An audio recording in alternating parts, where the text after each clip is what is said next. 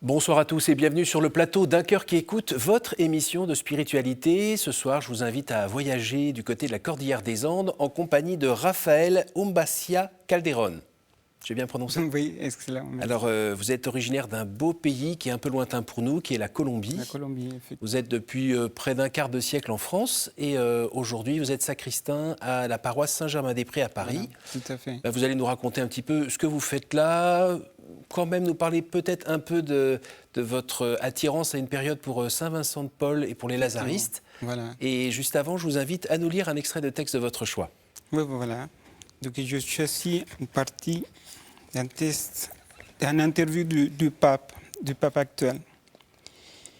Il est essentiel que nous, les catholiques, les prêtres comme les laïcs, allions à la rencontre des gens. Un curé de grande sagesse me disait un jour que nous sommes dans une situation totalement opposée à celle dont on parle, la parabole du bon pasteur, qui avait 99 brebis dans son enclos et qui est parti à la recherche de celle qui était égarée. Nous en avons une dans l'enclos et 99 qui sont égarées. Et nous n'allons pas la chercher. Je crois sincèrement que le rôle essentiel de l'Église aujourd'hui, ce n'est pas de réduire le nombre de préceptes, de faciliter telle ou telle mesure, mais de sortir et d'aller vers les gens, de connaître chacun par son nom. Voilà. Superbe. Alors pourquoi vous avez retenu ça parmi les différentes remarques, propositions, invitations du pape? Pourquoi celle-ci? Et la rencontre, c'est quelque chose qu'on fait presque tous les jours. Je pense que c'est vraiment un vrai chemin d'évangélisation dans son vie et dans son vie comme lecteur. Oui, voilà. Dans votre métier de sacristain, forcément, vous croisez des gens matin, midi et soir. Effectivement, oui. Et vous croisez qui d'ailleurs? Et en fait, nous, on est pratiquement le premier lien entre la paroisse et les gens. Et on voit du tout. Le matin, c'est les personnes qui sont pressées d'aller au travail, qui ont le temps de venir allumer une bougie. Et pendant la journée, on a des personnes qui habitent à la rue, on a des personnes qui viennent un peu prier. On a énormément de touristes. Et vers midi, c'est les personnes qui viennent à la célébration. Et voilà. Pendant la journée, on a énormément de gens qui passent. Et ça se termine vers quelle heure? Et l'église, normalement, elle est fermée à 20h. Et bon, on a toujours la dernière personne qui a le train le lendemain et qui souhaite aussi venir prier parce qu'elle n'a pas eu le temps. Donc, parfois, ça se prolonge à 20h30. Voilà. Et vous dites que vous êtes le premier contact, et c'est donc un lieu d'évangélisation, en fait? Effectivement. Alors, vous faites comment? Vous faites quoi? En fait, il y a beaucoup de gens qui demandent beaucoup, qui demandent des prières, et qui parfois se confient aussi. Il y a des gens qui confient des intentions. Là, par exemple, hier, justement, avant-hier, une dame qui était presque triste vient me voir et me dit « Je viens tout simplement demander, prier pour une fille qui a essayé de se suicider ». Et donc, on doit être vraiment attentif à chaque instant parce qu'on ne sait pas qui va arriver, en quel moment, et avec quelles circonstances. Donc, on accueille les gens et il faut au moins faire semblant de bien les recevoir parce qu'on est quand même dans la maison du Seigneur. Et de temps en temps, vous êtes, comme tout le monde, vous êtes fatigué le matin ou avec des soucis et un peu nerveux.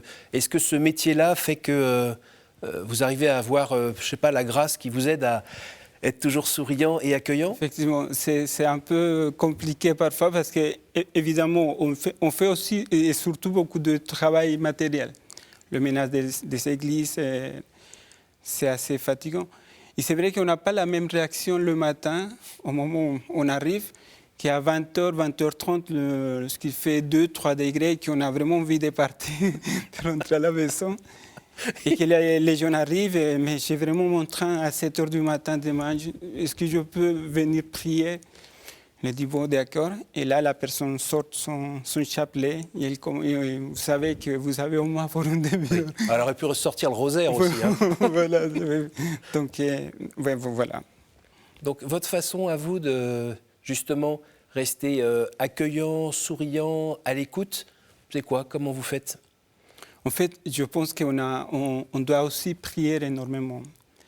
Et c'est par les appels, comme l'appel de notre pape, qu'on trouve vraiment la source pour pouvoir se maintenir, pour pouvoir accueillir, même malgré les fatigues, même malgré les situations, les difficultés. On essaie de le faire et voilà. C'est à partir de là. Bon, quand on est croyant, on est plutôt content d'être là. Vous n'êtes pas trop loin du cœur du réacteur. On est vraiment privilégié. Effectivement, déjà on a un lieu qui permet des prières. On a une ambiance qui est l'ambiance de prière. C'est tranquille. C'est vraiment des lieux de paix. Et trouver ça à Paris, c'est vraiment pas évident. Voilà, avec le chaos de la ville. Oui, on est vraiment des privilégiés. Oui. Alors j'imagine que parfois il y a des choses un petit peu bizarres, comme quelqu'un qui essaye de piller dans le tronc ou... J'ai eu des choses vraiment bizarres. Une fois, j'étais rentré, je me souviens, on a trois entrées dans l'église. Tu entres par la rue de l'Abbaye, qu'on appelle. Oui. Et là, je sentais le cannabis dans l'église. Et là, je me suis dit, c'est quand même bizarre. Et je entre, on a une chapelle, un endroit qu'on appelle Casimir. Et il y a un hôtel là. Et sur l'hôtel, je trouve deux personnes, deux Anglais, qui étaient en train de fumer du cannabis sous l'hôtel. Et là, évidemment, on est choqués, mais en même temps, on s'est dit, ces gens-là, soit c'est un piège, soit... Donc on vient les voir. Et ils ne comprenaient pas qu'on ne peut pas fumer du cannabis dans une église. Donc voilà. Vous avez déjà fumé un petit peu avant d'entrer, peut-être. Voilà. Donc ils sont partis, tout s'est bien passé. Mais parfois, on doit être vraiment attentif pour réagir tout simplement, pas créer des... Parce que parfois, j'imagine qu'il y a... mais il peut y avoir des vols à l'arraché ou des choses comme ça, quand il y a plein de touristes.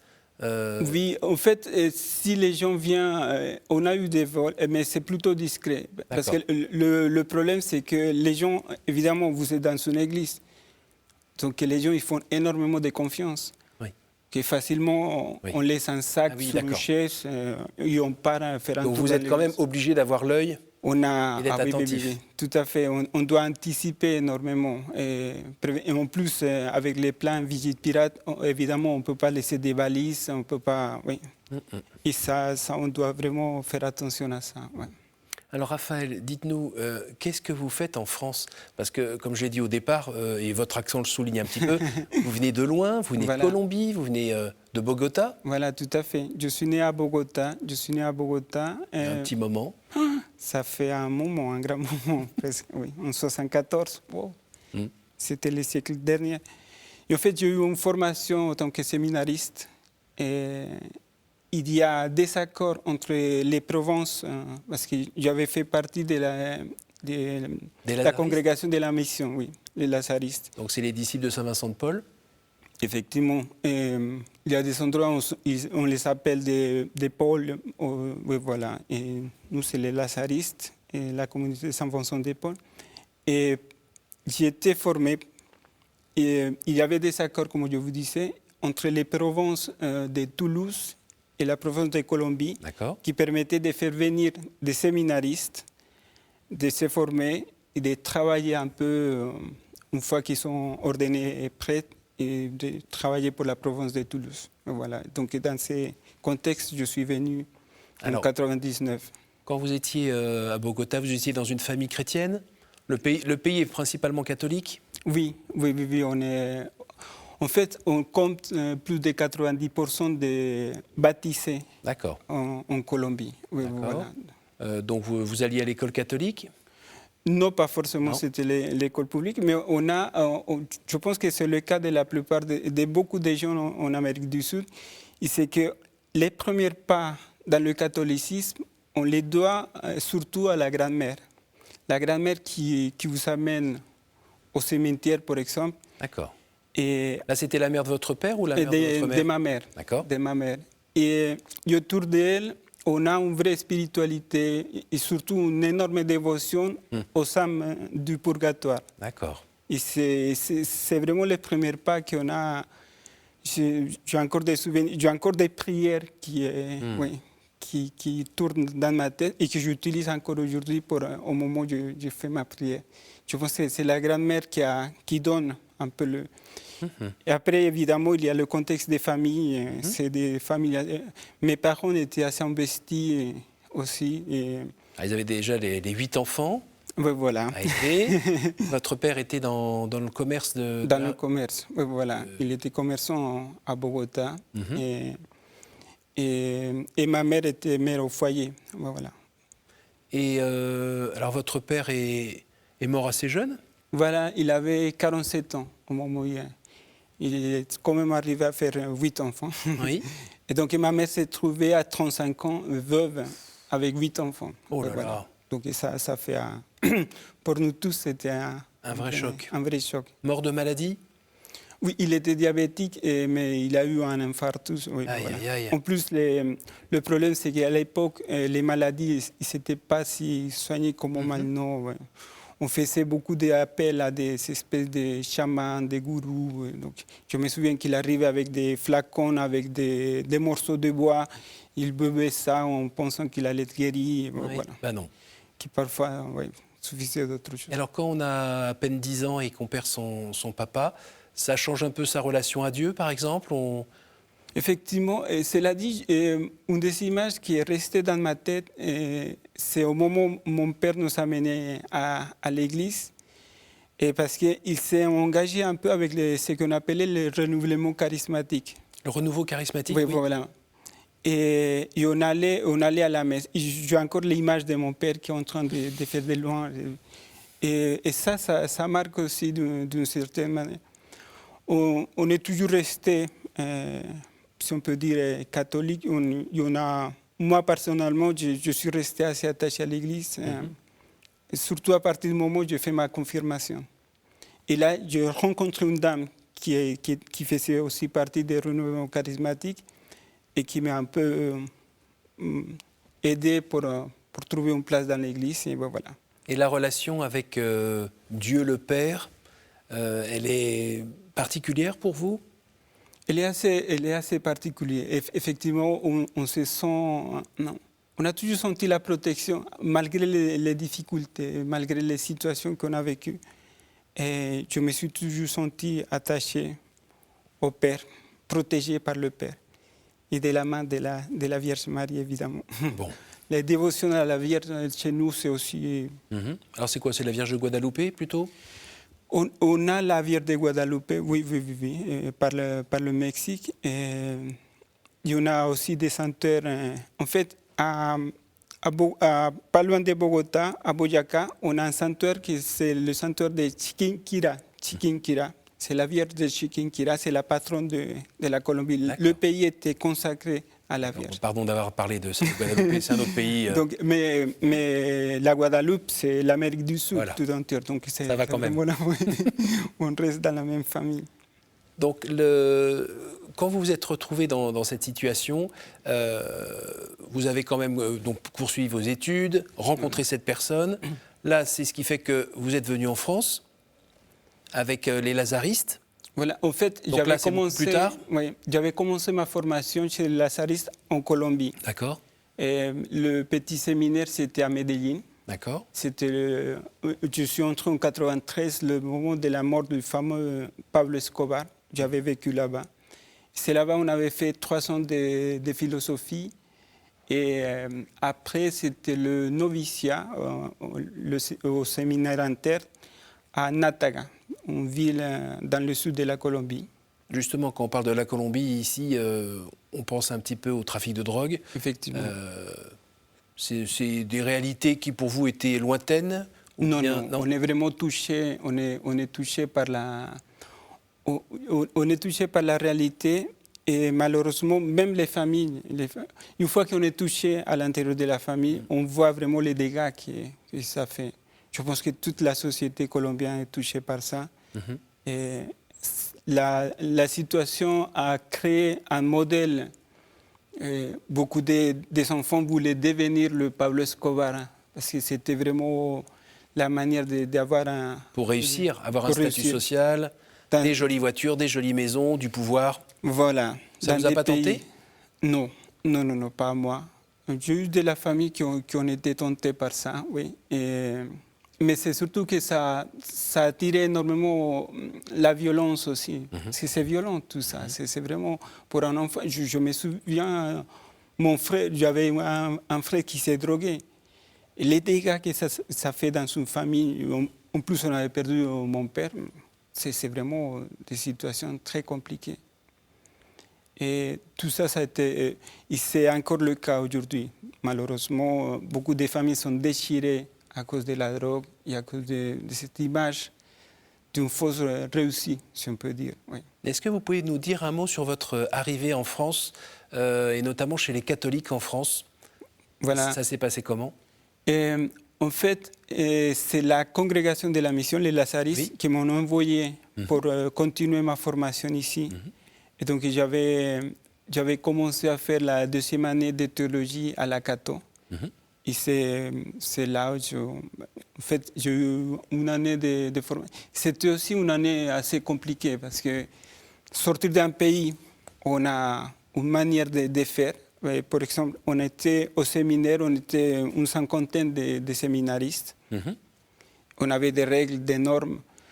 Et on arrive ici et on souhaite garder cette structure. Voilà. Donc, je me souviens au moment où j'étais arrivé, c'était à la rue Sèvres, oui. Parce que le séminaire était là. La première chose que je demande au père supérieur, c'est est-ce que je peux sortir? Parce qu'en Colombie, on ne peut pas sortir. On devait vraiment avoir l'autorisation. Et lui, il me dit, mais on est en France, pourquoi tu me demandes de sortir? Voilà. Donc ça a totalement changé ma manière de... Il y a la solitude aussi? La solitude, oui, voilà. En fait, il y a une autre manière de vivre. Au moment où vous vous trouvez avec 50 jeunes dans un séminaire, c'est presque la fête tous les jours, la fête dans le bon sens. Oui. Et là, on se trouve avec un groupe de 10 personnes. Je me souviens, on était 10 séminaristes. Il y avait 3 Français, un Péruvien, 3 Roumains, des rites gréco-catholiques. D'accord. Et voilà, donc on était tous là et puis on commençait à apprendre, à prier, à vivre. Ensemble. Et on allait à la Caton. Oui, voilà. Et alors, on était loin des messes festives que vous aviez voilà, côté de Bogota? Tout à fait, oui. Là, c'est un peu plus tristounet? Plus différent. L'assemblée, le côté assemblée est vraiment différent en France? C'est différent, oui, parce que c'est plus fixe. Par exemple, ici, les gens, ils aiment bien une belle liturgie, c'est des bons chants, par exemple. Oui. Et bien chanté. Donc, l'accompagnement de l'orgue, que chez nous, c'était les guitares, c'était parfois la spontanéité. Chez nous, tout le monde chantait. Ici, les gens chantent parce qu'ils connaissent vraiment les chants. Mais là-bas, on chante parce qu'on doit chanter, parce qu'on doit faire la fête. C'est vraiment, il est ressuscité. Oui, bah oui, c'est vraiment présent dans l'Évangile. Hein. Voilà. C'est la joie. Effectivement, oui, voilà. Donc, est-ce que vous avez aussi senti qu'on avait tendance à vivre la foi plutôt au niveau du cerveau? Oui, et ça, je le vois surtout avec les jeunes. C'est-à-dire que nous, c'est aussi mon parcours un peu dans le renouveau charismatique. Évidemment, c'est festif, on cherche des signes. Oui. Il faut qu'il y ait quelque chose qui arrive dans les manifestations. Et qu'ici, vous arrivez, vous savez que vous allez avoir une demi-heure de messe et ça va vous combler et ça vous permet de... Et donc, effectivement, c'est différent, c'est plus silencieux, il faut faire attention, il ne faut pas faire beaucoup de bruit. Et est-ce que vous avez grandi dans votre vie de foi personnelle, notamment à travers votre métier? Est-ce que ça a développé chez vous la charité, par exemple? Ah oui. En fait, on entre aussi un peu dans la maturité. Je suis moins festif, mais je pense que la foi, c'est un peu enraciné. C'est vraiment, on ne cherche pas maintenant tout simplement montrer qu'on est catholique. On se nourrit de la vie quotidienne et ça nous permet d'aller vers les autres. justement. Ouais. Et vous avez réussi à transmettre cela à vos enfants? Oui, en partie, oui. Grâce à madame? Ah, très important. Oui, pas tout seul, avec madame. Oui, voilà, oui. Non, mais on essaie quand même de vivre une vie de famille catholique, des prières, de faire le chapelet. On a eu, par exemple, on fait pour Noël, on fait ce qu'on appelle la neuvaine de Noël. Et ça veut dire à partir du 16 décembre, on se rassemble en famille, on chante, on fait des prières. Et ça, on la garde toujours. On garde toujours. Et mon fils, il arrive, et on continue à prier. Donc c'est la prière du soir? C'est la prière du soir, oui, du 16 au 24 pour préparer Noël. Qu'est-ce que vous avez gardé d'autre comme peut-être tradition de votre foi? Bon, on a la prière des familles avant le repas. Oui. On essaie de faire des petites prières aussi en famille au moment où on a des difficultés. Oui. Et on sent que c'est surtout aussi le témoignage de vie qui marque la vie, surtout la vie des enfants. Parce que les enfants sont très attentifs, ils vous observent. C'est pas juste parler, c'est agir. Elle dit, papa, il ne veut pas que je boive de l'alcool, mais est-ce qu'il boit de l'alcool? Donc ils s'observent énormément. Et si on veut vraiment gagner en autorité vis-à-vis des enfants, il faut vraiment essayer d'avoir une vie un peu plus exemplaire, même si elle ne peut pas être parfaite. Voilà. Enfin, peut-être pour vous, je ne sais pas. Effectivement, c'est ça. Et puis, je pense que le travail même des sacristains, qui est vraiment dans la simplicité, il permet de donner aussi un témoignage de vie. Parce que les gens, ils sont attentifs. On va dire que c'est une vocation de service. Effectivement. Et comme on le disait au départ, si on est le premier visage, c'est bien d'avoir aussi un visage un peu de ressuscité. Voilà, oui. J'ai eu, par exemple, une très belle manifestation. C'est quelqu'un qui venait et qui s'est fait baptiser et qui m'a demandé si je pouvais devenir son parent. Et moi, j'étais touché de sa démarche. Parce que c'est joli. Les gens, ils regardent la manière comme on vit. Voilà. On arrive déjà à la fin de cette émission. Je vais vous demander de me dire un chiffre entre 1 et 10, s'il vous plaît. 7. En dehors de la Sainte Famille, quel est le personnage biblique qui vous touche le plus en ce moment? Saint Vincent de Paul. À nouveau, entre 1 et 10, une nouvelle fois. 5. Quelle est la dernière fois où vous avez reconnu l'action du Christ dans votre vie? Hier. Je me suis confessé hier et c'était un vrai moment de grâce. C'est pour ça que vous rayonnez là ce matin? Je pense. Je pensais que c'était brillant des lunettes, mais non. D'accord. Une dernière fois? 3. Y a-t-il une parole que vous regrettez de n'avoir pas dite à quelqu'un? Ah, tout le temps. Oui.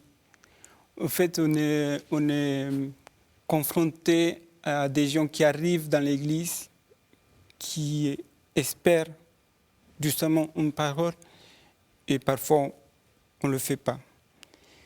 Et une fois qu'ils sont partis, on s'est dit, mais j'aurais pu, même par mes gestes, dire quelque chose qui touchait la vie de cette personne qui est venue en souffrance et qui est venue chercher quelque chose dans son église quand même. Et alors comment on fait parce que ça doit arriver au minimum une fois par jour, ça? Ah oui, ça arrive assez souvent. Et donc, et parfois on se rattrape, on vient le chercher. Il dit, non, si, en fait, il y a un moment. Et, en fait, nous, on est vraiment un pont. Parfois, si on n'a pas les moyens de donner une parole, on s'adresse à la personne pour dire, mais il y a la possibilité de rencontrer un père, un prêtre de 17h30 à 19h30. Et voilà, vous pouvez venir parler avec lui. Et lui, il va avoir l'esprit pour pouvoir vous dire quelque chose. Et pour les nécessiteux, les gens qui viennent vous demander de l'argent, en fait, parce qu'ils ont besoin de manger ou ils ont froid. Oui, ça c'est... Comme l'autre jour, je voyais un monsieur qui était en train de lire le journal collé au radiateur près de l'entrée. Effectivement. Qu'est-ce que... Là, cette semaine, par exemple, samedi, il y a quelqu'un qui est venu il me dit, est-ce que vous pouvez allumer le chauffage? Et je discrètement allumé le chauffage. Il s'est mis sous la bouche des rations. Ah oui. Mais c'est vrai que parfois, il faut faire aussi énormément attention parce que les gens, à partir du moment où si on donne de l'argent, ça peut devenir une vraie habitude. Donc il faut faire attention, plutôt essayer de diriger les gens orienter vers une association. Vers des associations. Parce que ça, c'est pas votre vocation. Parce qu'en tout cas, on n'a pas les moyens non plus de donner, surtout ce qui concerne l'argent. Merci beaucoup Raphaël d'être venu. Merci d'avoir pris sur votre temps de congé pour venir nous retrouver, nous donner votre témoignage de foi. Merci beaucoup. Bonne poursuite dans votre apostolat, dans cette vocation particulière de sacristain à Saint-Germain-des-Prés. Merci beaucoup. Merci beaucoup à vous tous pour votre attention. Vous pourrez retrouver ce témoignage sur notre site www.ktotv.com et évidemment aussi en podcast et vous l'entendrez peut-être à la radio. En tout cas, merci d'être avec nous et à la semaine prochaine.